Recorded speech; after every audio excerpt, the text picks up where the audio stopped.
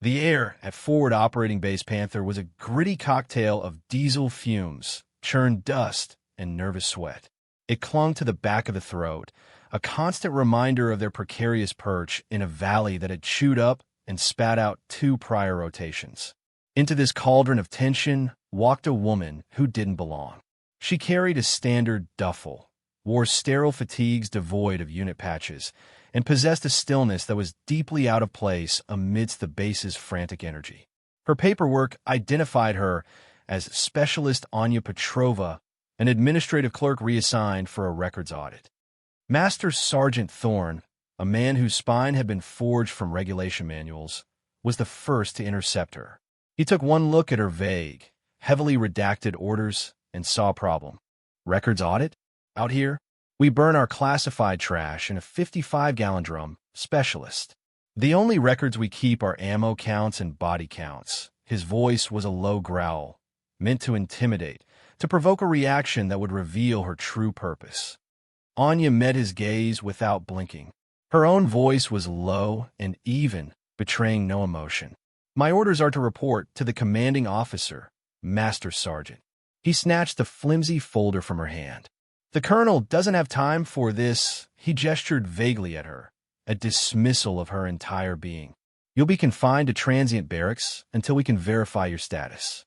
Don't wander, it was a command, not a suggestion. As he walked her across the gravel yard, soldiers stopped their work to stare. They saw a woman of average height and build, with tired eyes and a face that could be forgotten a moment after you looked away. They saw a clerk, a REMF, a nobody. They saw what they were meant to see. Colonel Matthews' temporary office was a plywood box suffocating under the weight of maps, radio equipment, and the sour stench of stale coffee and unmitigated stress. He hadn't slept more than 3 consecutive hours in a month, and his patience had been ground down to a fine, combustible powder. When Master Sergeant Thorne brought Specialist Petrova before him, Matthews didn't even bother to look up from a grainy drone feed. What is this, Thorne? I am Busse. Sir, this is the new arrival. Specialist Petrova. Her orders are irregular. Matthews finally looked up, his eyes scanning her from head to toe with unconcealed disdain. He saw the lack of a combat patch, the pristine state of her boots, the placid expression on her face. He saw weakness. He saw a liability. I read the file. He lied, tossing the folder onto a cluttered desk. A records clerk. From a logistics depot in Germany. They're sending me paper pushers now. He leaned forward, his voice dropping to a conspiratorial hiss meant for both Anya and Thorne. Is this a joke? Some kind of IG inspection? Are you here to test my base's security by waltzing in with bullshit orders? Anya stood at a perfect parade rest, her gaze fixed on the wall just behind his head. My orders are as stated, sir. I am to await further instruction from command. Her calmness was a spark on his frayed nerves. He wanted a reaction, fear, indignation, anything but this placid obedience. It felt like mockery. Let me be perfectly clear, specialist, he said, infusing the rank with as much contempt as he could muster. You are on my base under my command, and I don't trust you. You will be restricted to your quarters. You will not speak to my soldiers.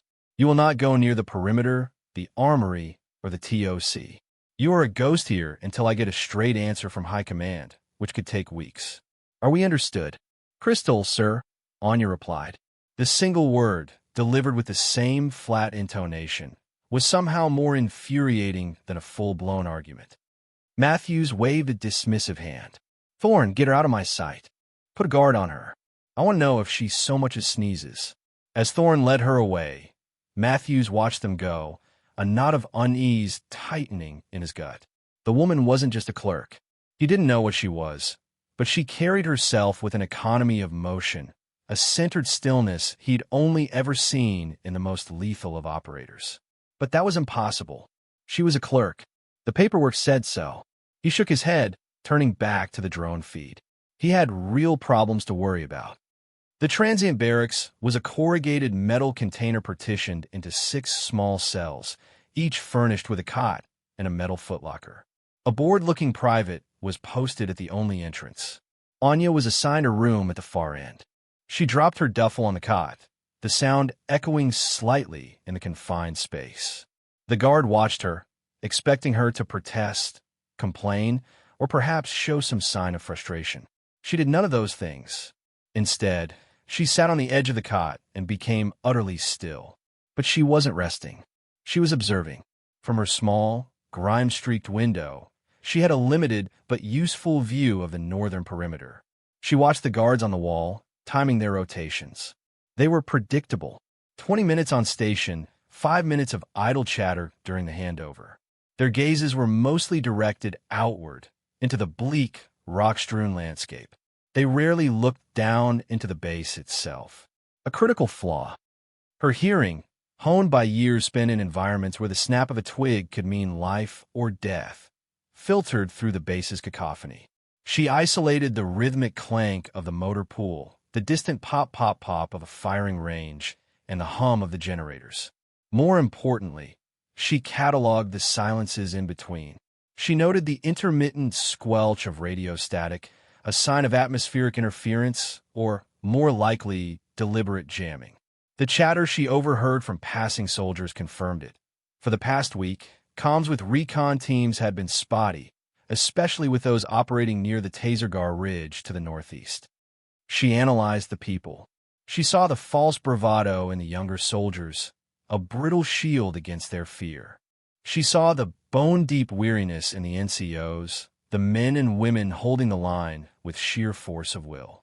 She saw Master Sergeant Thorne running his security details with rigid precision, but a precision that lacked adaptability.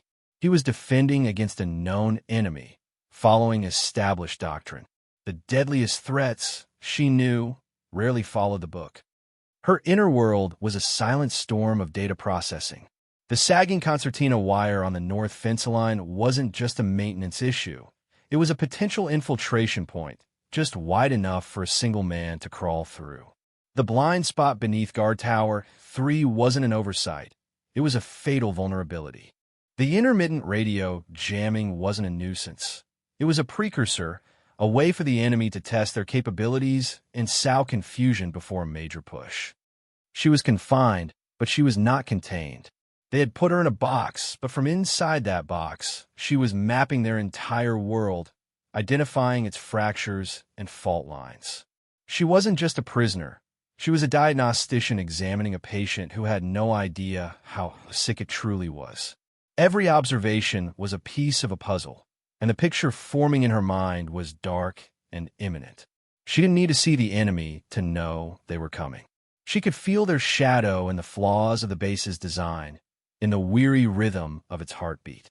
And she knew, with a certainty that chilled her to the bone, that the attack would come from the north. The pressure began as a whisper. The radio jamming, once intermittent, solidified into a wall of impenetrable white noise. The satellite link to command flickered and died. FOB Panther was an island, cut off from the world. Colonel Matthews felt a cold dread creep up his spine. This was different. This was organized.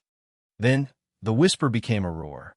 A string of explosions erupted along the southern perimeter, concussive blasts that shook the very foundations of Matthews' plywood office. It was a classic probe, designed to draw his forces, to make him commit his reserves to the wrong place at the wrong time. Alarms blared across the compound. Soldiers, startled from their evening meal, scrambled for cover and gear. The Tactical Operations Center devolved into a vortex of controlled chaos. "Give me a drone feed," Matthews bellowed, his voice already hoarse. "Where is the main assault?" "Can't, sir. All comms are down," a frantic communications sergeant yelled back. "They're hitting the south gate hard." Matthews stared at the map, his mind racing. It was textbook, a diversion to the south, followed by the main thrust from the east or west. But as his officers began redirecting units, a second wave of attack struck, not on the perimeter, but inside it. Mortar rounds, unervingly accurate, began to walk across the compound, targeting the mess hall, the barracks, the clinic. They weren't trying to breach the walls. They were trying to break the base from within to maximize terror and casualties. Panic began to curdle the air in the TOC. They were blind, deaf, and being systematically dismantled. The insurgents had planned this meticulously. They knew the base's layout, its routines, its vulnerabilities. In her metal box, Anya felt the percussive thumps of the mortars. She didn't need a window to know their trajectory. She could feel the direction in her bones. They were coming from the Tasergar Ridge, the same direction as the radio interference. The two privates who had been assigned to guard her had long since abandoned their post, their rifles in hand as they sprinted toward the fight. She didn't hesitate. She walked out of the unlocked barracks and moved with calm purpose toward the TOC.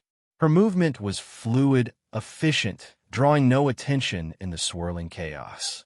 Two guards at the TOC entrance, their faces pale with adrenaline, tried to block her way. Halt!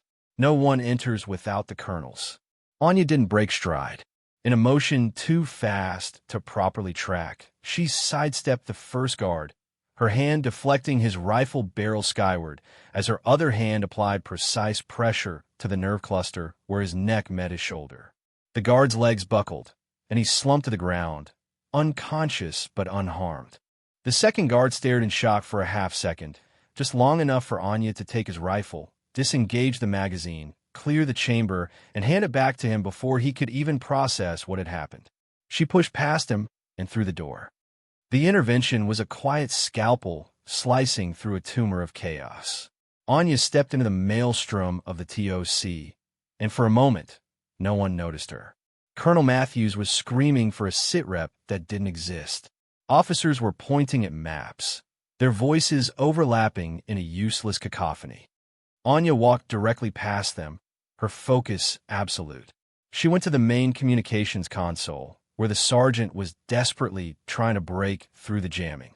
She gently but firmly moved him aside. He started to protest, then stopped, his mouth agape at the sheer authority in her presence. "What the hell do you think you're doing?" Matthews roared, finally noticing her. "I gave you an order, specialist. Thorne, get her out of here." Anya ignored him. Her fingers flew across the console, not with frantic haste, but with the deliberate precision of a surgeon. She bypassed the compromised digital networks, rerouting power to an antiquated, shortwave analog system that had been gathering dust for years. She spun the frequency dial, listening intently through a headset she'd plucked from the console, her ear filtering through layers of static. She wasn't searching randomly. She was hunting for a specific, ghost frequency, one not on any official chart. Then she found it, a sliver of clarity in the noise. She keyed the microphone. She didn't speak English. The words that came out were a fluid, guttural burst of a local Pashto dialect, a coded phrase that was less a question and more a challenge. "The jackal hunts by a broken moon." For a tense second, there was only static. Then, a faint voice crackled back, strained and weak. "But the scorpion sleeps beneath the stone." It was Reaper 1, a two-man sniper team that had been declared missing in action 3 days prior, presumed lost on the Tasergar Ridge. The entire TOC fell silent. Everyone turned to stare at the unassuming clerk who was now communicating with a ghost. Anya's eyes were closed, her mind a battlefield calculator. She'd listened to the rhythm of the incoming mortars, the time between the launch sound and the impact. She had her triangulation. "Reaper 1, talk to me. Hostile mortar position, vicinity of your location." "Affirmative," the voice crackled back. 3 tubes, dug in on the reverse slope. "We're pinned down. Can't get a shot." "You don't need a shot," Anya said, her voice dropping into a calm, commanding cadence. "You just need to listen. I'm going to give you a fire mission. On my mark, you will provide audible confirmation of impact. Azimuth 190. Fire for effect. 3 rounds, walking fire, east to west. Stand by for my mark." She turned to the stunned comms sergeant. "Patch me into the artillery line." Now, the sergeant, moving like a man in a dream, did as he was told. Anya's voice, now broadcast to the FOB's own mortar crews, was steel. "Fire mission. Target grid." She rattled off the coordinates she had constructed in her head. 3 rounds, high explosive. Mark. The thumps of friendly mortars leaving their tubes echoed from across the base.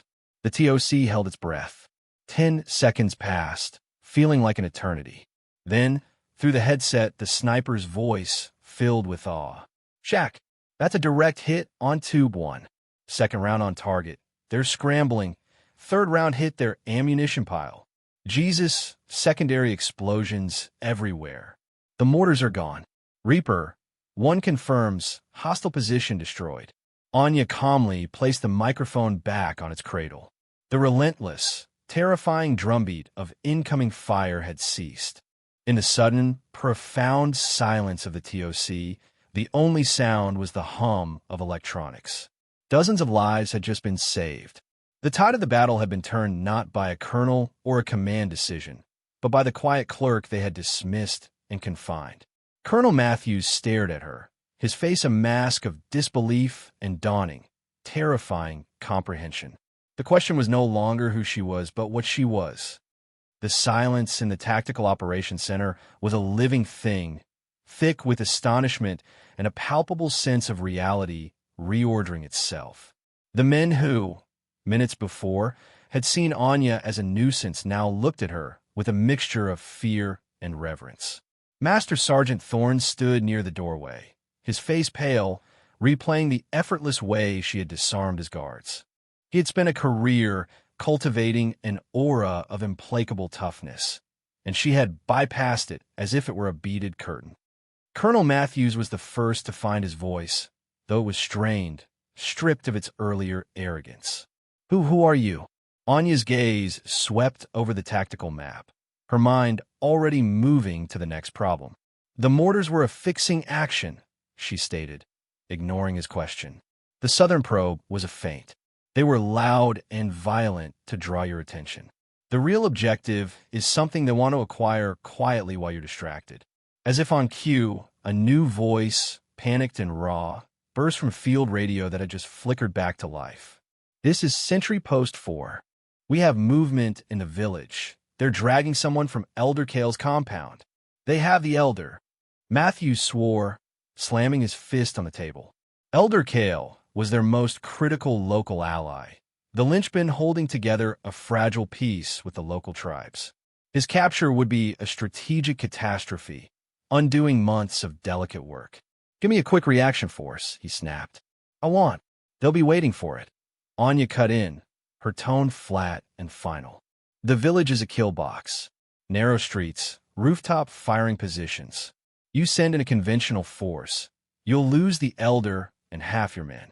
Matthews turned to her, his desperation overriding his pride. The authority in the room had subtly shifted. He was no longer commanding. He was consulting. "Then what do you suggest, specialist?" The title was no longer an insult. It was a question mark. "One person," Anya said. "Low profile. And out before they know what's happened." It was a suicide mission. Everyone in the room knew it. To go alone into an enemy-held village, crawling with insurgents who had just outsmarted an entire FOB, was a death sentence. Matthews stared at her, seeing the absolute seriousness in her eyes. This wasn't bravado. It was an assessment. He made a decision, the kind that could either end his career or save it. He nodded slowly. "Can you do it?" "Yes," she said. The single word held more certainty than 1,000 promises. "What do you need?" Her requests were bizarre, a strange collection of seemingly unrelated items that only deepened the mystery surrounding her. A local woman's chatter, full length. A small canister of liquid nitrogen from the medical lab. A standard field medic kit. A block of C4 explosive putty, non-standard issue, the Swedish kind, if you have it. And a liter of water. An hour later, Anya was gone. She hadn't gone out the gate. She'd simply melted into the shadows along the northern wall, where the sagging wire was, and vanished. For the next 2 hours, the base waited in agonizing silence. Matthews paced the TOC like a caged animal. He had staked everything, the Elder's life, the stability of the region, and the lives of his men, on a mystery woman he had arrested for impersonating a clerk. The first sign of her return was a flicker of movement near the western wall, a section shrouded in deep shadow. No alarm was raised. No shots were fired. One moment, there was nothing. The next, a figure was dropping silently from the top of the 12-foot barrier. A second, larger forms slung over her shoulder. Medics scrambled as she carried the wounded elder Kale toward the clinic, her steps measured and sure despite the heavy burden. As she stepped into the harsh fluorescent light of the medical bay, the extent of her own injuries became clear. Her left sleeve was soaked in blood from a deep gash running from her shoulder to her elbow. A medic, a young corporal with frantic eyes, rushed forward with a pair of shears. "We need to get to that wound," he said, reaching for her sleeve. Anya nodded, her breathing controlled, her face a mask of exhaustion. The corporal cut away the blood-soaked fabric. As the sleeve fell away, revealing the torn muscle and skin beneath, it also revealed something else. On the smooth, hard curve of her bicep, untouched by the gash, was a tattoo. It wasn't the screaming eagle of the 101st or the skull frog of the SEALs. It was something else entirely.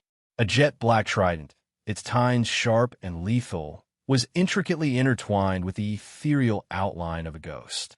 Woven around the shaft of the trident were a series of 5 small, cryptic runes. None of the medics or soldiers who had gathered recognized the symbol. It was alien, meaning nothing to them. At that moment, the thumping whump whump whump of a Black Hawk helicopter grew from a distant buzz to a deafening roar as it descended onto the landing pad. The ramp dropped before the rotors had even stopped spinning, and a figure strode out, his form silhouetted by the floodlights. It was General Marcus Vance, commander of the Joint Special Operations Task Force for the entire region. A living legend, a man whose face was rarely seen outside of classified briefings. He had been diverted while on an inspection tour, his helicopter picking up the barest fragment of a distress call from the FOB. Vance marched directly toward the TOC, his face a granite mask of controlled fury. Colonel Matthews met him halfway, ready to deliver the worst briefing of his life. But Vance walked right past him, his eyes scanning the base, assessing the damage. His gaze fell upon the flurry of activity at the entrance to the clinic. He changed direction, striding toward it. He pushed his way through the small crowd of onlookers and into the medical bay. He saw the wounded tribal elder being stabilized on a gurney. Then he saw Anya sitting on a cot while a medic worked to clean her arm. His eyes, which had seen the worst of humanity in a dozen different war zones, fell upon the tattoo. And General Marcus Vance froze. The effect was instantaneous and absolute. His forward momentum ceased as if he'd walked into a wall of glass. The granite mask of his face fractured, replaced by an expression of profound shock, then disbelief, then a flicker of something that looked like grief. The air in the clinic seemed to crystallize. The medics, the guards, even Colonel Matthews who had followed him in. Everyone fell silent, their attention shifting from the mysterious tattoo to the general's stunning reaction. He stood rooted to the spot for a full 5 seconds, his gaze locked on the trident and the ghost. He finally moved, raising a hand, not in greeting, but as a barrier. His voice, when it came, was quiet, but it carried an authority that vibrated through the room. "Everyone out. Clear this room. Now." The order was so unexpected, so contrary to protocol, that for a moment no one moved. Vance's eyes hardened. "Did you hear me? Get out." Medics and soldiers scrambled to obey, hustling the now stable elder Kale into an adjoining bay. Colonel Matthews hesitated, his mind reeling. "General, with all due respect, what's going on?" Vance turned a look on him, so cold it could have frozen water. "Colonel, your respect is noted. Now your obedience is required. Out." Matthews swallowed hard and retreated, pulling the door shut behind him. The room was left in silence, occupied only by the general and the wounded woman on the cot. Vance took a slow step forward, then another, as if approaching a phantom from a long-forgotten dream. The harsh, commanding aura of the general had vanished, replaced by something deeply personal, almost vulnerable. "Anya," he breathed, the name a ghost on his lips. He hadn't said it in 8 years. "They told me you were dead. We held a memorial. There's a star for you carved on a wall in Langley that no one is ever allowed to see." Anya finally looked up at him, her gray eyes betraying a flicker of a long-buried past. The reports were accurate, sir. A part of me did die in Odessa. Vance's gaze went back to the tattoo. The trident and the ghost. The symbol of Project Chimera, a clandestine, multinational tier. One unit so secret that its very existence was denied at the highest levels of government. They were the scalpel used for operations that officially never happened. They weren't SEALs or Delta or SAS. They were a hybrid, taking the best from every elite unit on the planet and forging them into something new, something untraceable. They were ghosts. He pointed a trembling finger at the runes woven around the trident shaft. I remember them, he whispered. Soren, Jax, Miko, Elias, and Dmitri, the other 5 members of her team. The names on the only memorial they would ever have. They called you the Ghost of Odessa, Vance continued, his voice thick with memory. The only survivor of that catastrophe. You were the one who got the intel out. They scrubbed your name from every file on Earth and gave you a new life, a quiet life. A records clerk. It was supposed to keep you safe. What in God's name are you doing here?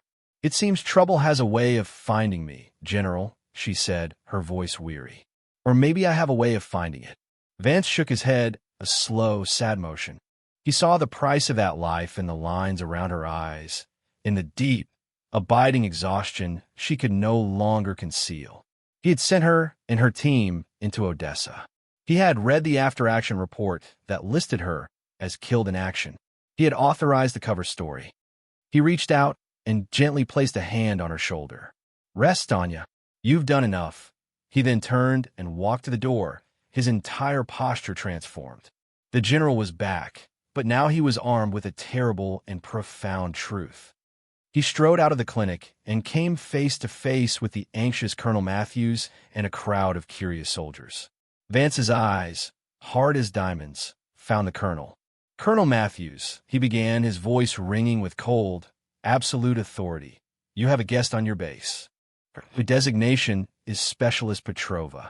However, you'll understand that this is a cover.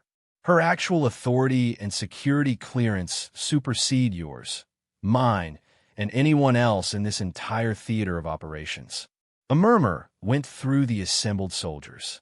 Matthews looked utterly bewildered. Any request she makes, no matter how unorthodox, you will grant without question. Any supplies she requires, you will provide. Her comfort and security are now your highest priority. Is that understood? General Vance didn't wait for an answer. His eyes scanned the crowd and landed on Master Sergeant Thorne, who was standing stiffly, his face a mixture of shame and confusion. Vance walked directly up to Thorne, stopping inches from him. The Master Sergeant braced himself for a reprimand, but the general didn't speak. Instead, in a gesture that sent a shockwave through every soldier watching, General Vance turned his body 90 degrees to face the medical tent where Anya was. He raised his hand to his brow and executed a slow, perfect, achingly respectful salute. He held it, his arm rigid, his gaze fixed on the tent. Thorne stared, his mind finally connecting the dots. The impossible skill, the calm under fire, the ghost call sign. This wasn't just some operator. This was something else, a legend. Understanding dawned, followed by a wave of profound humility. He slowly, deliberately, raised his own hand and saluted the tent. The captain standing next to him saw it and followed suit. Then a lieutenant. Then, one by one, like a wave spreading through the ranks, every soldier in the yard, from the grizzled NCOs to the rawest privates, turned to face the clinic and rendered a silent, solemn salute to the woman they had arrested, the clerk who had saved them. Later that night, a quiet hum of repair had replaced the cacophony of battle. Under the cold, silver light of a desert moon, soldiers worked to patch holes in the perimeter fence and clear debris. The tension that had choked the base for weeks had been broken, replaced by a weary but resolute calm. Anya stood alone on the western watchtower, the same one she had scaled hours earlier with an unconscious man on her back. She was dressed in a clean set of fatigues, her bandaged arm held loosely at her side. She wasn't looking into the base at the men and women whose lives she had saved. Her gaze was fixed outward, toward the dark, jagged peaks of the Tazergar Ridge. She stood as she always did, a silent guardian, a ghost on the wall. Footsteps on the metal stairs behind her were quiet, hesitant. She didn't turn. Colonel Matthews stepped onto the platform, stopping a respectful distance away. He held 2 ceramic mugs. The arrogance was gone from his posture, replaced by a humility that seemed foreign to his frame. He didn't speak for a long moment, simply standing there in the shared silence. He had been given a heavily redacted briefing by General Vance. He didn't know the whole story, not even a fraction of it, but he knew enough. He knew that the woman standing before him was a living embodiment of a level of service and sacrifice he could barely comprehend. Finally, he stepped forward and placed one of the mugs on the railing beside her. Steam rose from it, carrying the rich, dark scent of fresh coffee into the cold night air. He began, his voice rough. He cleared his throat and started again. The men, we're grateful. It was an inadequate sentiment, a pebble of thanks offered for a mountain of salvation, but it was all he had. Anya gave a slight, almost imperceptible nod, her eyes never leaving the mountains. Matthews lingered for another second, feeling the vast, unspoken gulf between his world of regulations and battle plans and her world of shadows and secrets. There was nothing more to say. He gave her a short, crisp nod, a gesture of pure, unadulterated respect, and then turned and descended the stairs, leaving her alone with her watch. Anya reached out and picked up the mug, its warmth seeping into her cold fingers. She took a slow sip. The coffee was strong and black, just the way she liked it.